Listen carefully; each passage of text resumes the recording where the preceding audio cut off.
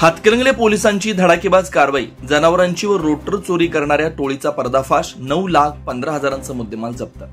Hatkanangale police Thane हद्दीत झालेल्या जनावरे चोरी आणि रोटर चोरीच्या गुन्ह्यांचा छडा लावण्यात पोलिसांना यश मिळाले।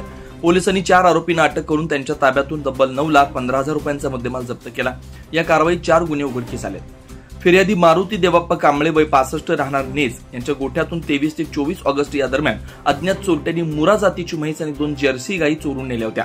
या प्रकरणी गुन्हा दाखल झाल्यानंतर पोलीस निरीक्षक विनोद पिलाने व हवालदार महेंद्र पटेकर यांना गोपनीय माहिती मिळाली की कुंभोज परिसरात पिकअप वाहनातून चोरीची जनावरं कर्नाटकात विक्रीसाठी नेली जाणार आहेत। पोलिसांनी तात्काळ सापळा रचून कुंभोज येथील पाण्याच्या टाकीजवळ पिकअप वाहन अडवून पकडलं।